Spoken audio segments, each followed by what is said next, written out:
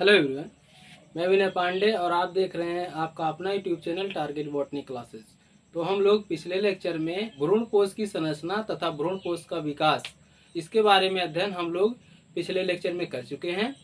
उसके बाद अब आता है भ्रूण कोश के प्रकार। ठीक, पी महेश्वरी को भ्रूण विज्ञान का जनक कहा जाता है। ओके, तो अब आते हैं अपने व्हाइट बोर्ड पर। देखिए, पी महेश्वरी 1904 से 1966 ईस्वी में। ठीक, पी महेश्वरी को भारतीय पादप भ्रूण विज्ञान का जनक कहा जाता है। ओके, पी महेश्वरी को भारतीय पादप भ्रूण विज्ञान का जनक कहा जाता है। ओके, पी महेश्वरी ने भ्रूणकोश के विकास के आधार पर उन्हें निम्नलिखित भागों में बांटा। ओके, फिर देखिए तो नंबर 1 है इसमें, ये हेडिंग है एक बीजाणु भ्रूणपोष। ओके, इसे इंग्लिश में कहते हैं मोनोस्पोरिक एम्ब्रियो सैक। भ्रूणपोष के विकास में 4 में से एक बीजाणु जो है भाग लेता है और वह 2 प्रकार का होता है। 4 में से एक बीजाणु का मतलब समझ रहे हैं ना आप लोग। जब गुरु बीजाणु मातृकोशिका में मियोसिस होता है तो 4 गुरु बीजाणु का निर्माण होता है। ठीक, तो उसमें जो है 3 गुरु बीजाणु अपने आप स्वतः नष्ट हो जाते हैं और एक गुरु बीजाणु जो है वो सर्वाइव करता है। ठीक, तो वही कंडीशन यहाँ पर भी लागू है। तो इसीलिए कहा गया है भ्रूणकोश के निर्माण में 4 में से एक बीजाणु सिर्फ भाग लेता है और यह 2 प्रकार का होता है। ठीक, तो देखिए नंबर 1 है पॉलीगोनम प्रकार का भ्रूणकोश। ठीक, देखिए नंबर 1 है पॉलीगोनम प्रकार का भ्रूणकोश। ठीक, इसे इंग्लिश में कहते हैं polygonal type of embryo sac. Okay, उसके बाद उसमें देखिए यह सबसे सामान्य प्रकार का भ्रूणकोश है। ठीक, यह जो पॉलीगोनम प्रकार का भ्रूणकोश है यह सबसे सामान्य भ्रूणकोश है। यह लगभग 70% पादपों में पाया जाता है। किस प्रकार का भ्रूणकोश? पॉलीगोनम प्रकार का भ्रूणकोश जो होता है लगभग 70% पादपों में पाया जाता है। ओके, फिर आगे देखिए, यह 70% पादपों में पाया जाता है। ओके, इसकी खोज स्ट्रासबर्गर ने पॉलीगोनम नामक पादप में की। पॉलीगोनम प्रकार के भ्रूणकोश की खोज स्ट्रासबर्गर ने पॉलीगोनम नामक पादप में की। ओके, उसके बाद फिर आगे देखिए, इस प्रकार के भ्रूणकोश के निर्माण के लिए सक्रिय निभागीय गुरु बीजाणु में 3 सूत्री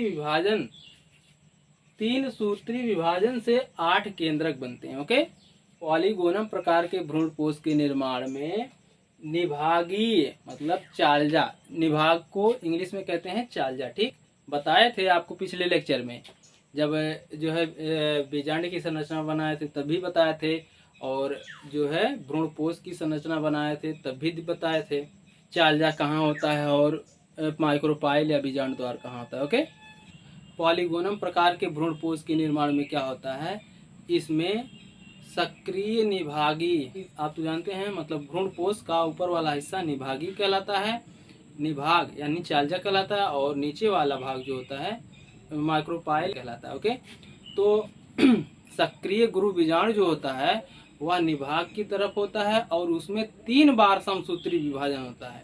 3 बार समसूत्री विभाजन होने के बाद 8 केंद्रक का निर्माण होता है। 8 केंद्रक का निर्माण होने के बाद 4 केंद्रक जो होते हैं वह निभाग की तरफ चले जाते हैं और 4 केंद्रक जो होते हैं बीजांड द्वार या फिर माइक्रोपाइल की तरफ चले जाते हैं। ओके, जब 4 केंद्रक माइक्रोपाइल या बीजांड द्वार की तरफ चले जाते हैं और 4 केंद्रक जो होते हैं निभाग यानी चालजा की तरफ चले जाते हैं, एक केंद्रक निभाग की तरफ से और एक केंद्रक बीजांड द्वार की तरफ से, दोनों जो है केंद्र में जाकर मिलते हैं। ओके, और निभाग की तरफ जो 3 केंद्रक बची रहती हैं वह जो है प्रतिमुखी कोशिकाएं या फिर उसे इंग्लिश में कहते हैं एंटीपोडल सेल्स का निर्माण करती हैं। ओके, और बीजांड द्वार की तरफ जो 3 कोशिकाएं बची रहती हैं वे कोशिकाएं 2 सहायक कोशिकाएं और 1 अंड कोशिका का निर्माण करती हैं। ओके, और जो एक निभाग की तरफ से केंद्रक और एक बीजांड द्वार की तरफ से केंद्रक सेंटर में जाकर मिले थे, वो दोनों जो है ध्रुवीय केंद्रक का निर्माण करते हैं। ओके, और तंतु समुच्चय का मुख्य कार्य होता है कि पराग नलिका को अपनी तरफ आकर्षित करना। ओके, पराग नलिका को अपनी तरफ आकर्षित करके उसे अंड कोशिका तक पहुंचाना। ओके, और इस प्रकार के निषेचन के समय द्विबीजपत्री पादपों का भ्रूणकोश 7 कोशिकीय तथा 8 केंद्रकीय होता है। ओके, अब आइए अगली हेडिंग पर आते हैं। देखिए, अब है नंबर 2, वो आयनोथेरा प्रकार का भ्रूणकोश। ठीक, तो इसमें देखिए, यह बीजांड द्वारी गुरु बीजांड से विकसित होता है। आयनोथेरा प्रकार का जो भ्रूणकोश होता है उसका निर्माण जो होता है बीजांड द्वार की तरफ स्थित गुरु बीजांड से होता है। ओके, जबकि पॉलीगोनम प्रकार के भ्रूणकोश में गुरु बीजांड जो है चाल्या की तरफ स्थित था, उसके बाद जो है पॉलीगोनम प्रकार का भ्रूणकोश का निर्माण हुआ। लेकिन आयनोथेरा प्रकार के भ्रूणकोश में जो होता है गुरु बीजाणु बीजांड द्वार की तरफ स्थित होता है। ओके, यह 4 केंद्रकीय व 4 कोशिकीय होता है। आयनोथेरा प्रकार का भ्रूणकोश 4 कोशिकीय तथा 4 केंद्रकीय होता है। ओके, उसके बाद देखिए, इसमें अंड समुच्चय 2 सहायक एवं 1 अंड कोशिका तथा मध्य कोशिका में 1 ध्रुवीय केंद्रक होता है। ठीक, इसमें क्या होता है, इसमें आयनोथेरा प्रकार के भ्रूणकोश में क्या होता है, इसमें अंड समुच्चय जो होता है उसमें 2 सहायक कोशिकाएं और 1 अंड कोशिका होती है। ओके, लेकिन मध्य कोशिका में 1 ध्रुवीय केंद्रक होता है। मतलब इसके भ्रूणकोश के मध्य में एक ही केंद्रक, मतलब 1 ध्रुवीय केंद्रक होगा। ठीक, जबकि पॉलीगोनम प्रकार के भ्रूणकोश में द्विध्रुवीय केंद्रक होते हैं। उसके बाद देखिए, इसमें प्रतिमुखी कोशिकाएं अनुपस्थित होती हैं। आयनोथेरा प्रकार के भ्रूणकोश में प्रतिमुखी कोशिकाएं नहीं पाई जाती हैं, जबकि पॉलीगोनम प्रकार के भ्रूणकोश में प्रतिमुखी कोशिकाएं उपस्थित थी। ओके, उसके बाद फिर आगे देखिए नंबर बी। ठीक, ये दोनों जो थे ये एक बीजाणु भ्रूणकोश में जो है नंबर 1 नंबर 2 थे। ठीक, अब नंबर बी आता है द्विबीजाणु भ्रूणकोश। ओके, इसे इंग्लिश में कहते हैं बाइस्पोरिक एम्ब्रियो सैक। ओके, तो आगे देखें, इसमें इनमें कोशिका अर्धसूत्री विभाजन से 2 गुरु बीजाणु बनाती है। द्विबीजाणु भ्रूणकोश में क्या होता है, इसमें कोशिका जो है अर्धसूत्री विभाजन से 2 गुरु बीजाणु बनाती है। किसमें, द्विबीजाणु भ्रूणकोश में कोशिका जो होती है अर्धसूत्री विभाजन द्वारा 2 गुरु बीजाणु बनाती है। ओके, इसमें से 1 गुरु बीजाणु जो होता है नष्ट हो जाता है और 1 गुरु बीजाणु भ्रूणपोष का निर्माण करता है। ओके, यह निम्नलिखित 2 प्रकार का होता है। तो आइए उसे देखते हैं। देखिए, द्विबीजाणु भ्रूणकोश में नंबर 1 है एलियम प्रकार का भ्रूणकोश। इसे इंग्लिश में कहते हैं allium type of embryo sac. ठीक, तो एलियम प्रकार का भ्रूणकोश में देख लीजिए, यह निभागी गुरु बीजाणु से बनता है। ठीक, एलियम प्रकार का भ्रूणकोश जो होता है यह निभाग की तरफ जो गुरु बीजाणु होगा उससे इसका निर्माण होगा। किसका निर्माण होगा, एलियम प्रकार के भ्रूणकोश का। ओके, यह 7 कोशिका व 8 केंद्रीय होता है। ठीक, एलियम प्रकार के भ्रूणकोश 7 कोशिकीय व 8 केंद्रकीय होते हैं। ओके, देखिए नंबर 2 है एंडीमियोन प्रकार का भ्रूणकोश। तो इसमें देख लीजिए, यह बीजाणु द्वारी गुरु बीजांड से विकसित होता है। ओके, एंडीमियोन प्रकार का भ्रूणकोश जो होता है यह जो बीजाणु बीजांड द्वार की तरफ होते हैं उनसे इनका निर्माण होता है। यह 7 कोशिकीय तथा 8 केंद्रकीय होता है।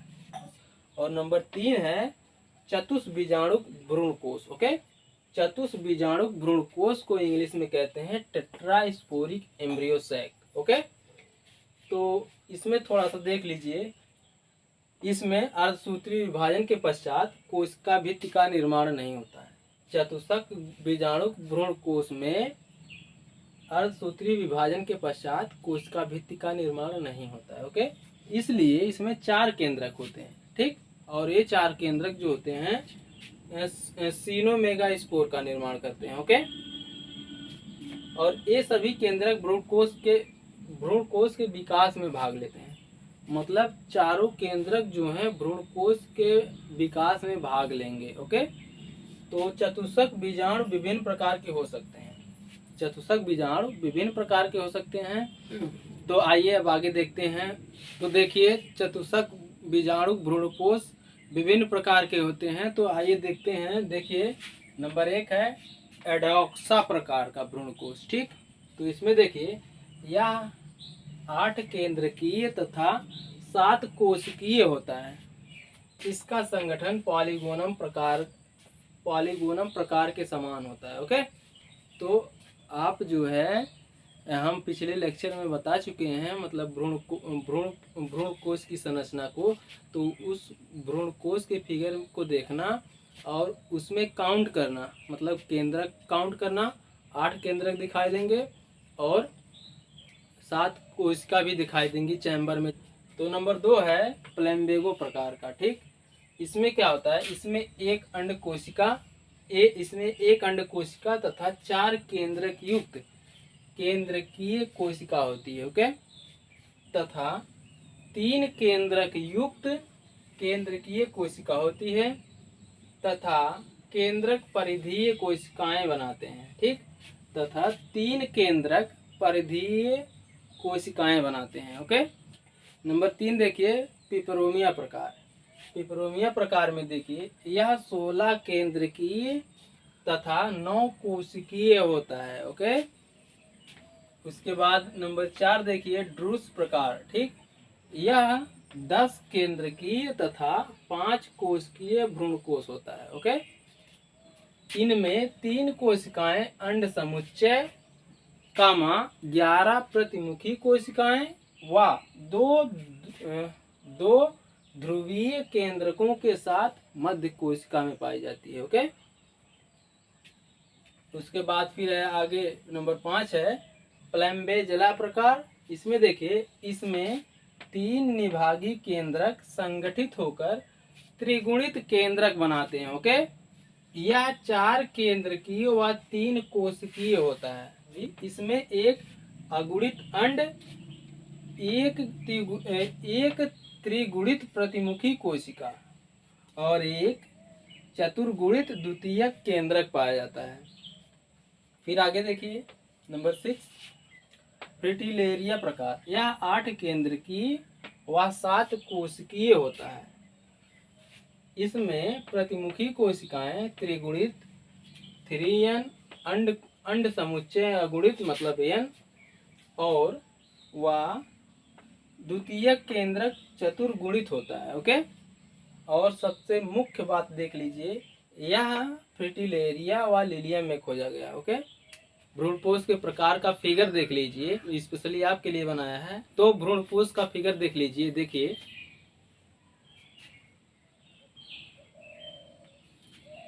देखकर इसे स्क्रीनशॉट ले लीजिए, इससे आपको याद रहेगा कि भ्रूणपोष कितने प्रकार के होते हैं। ओके,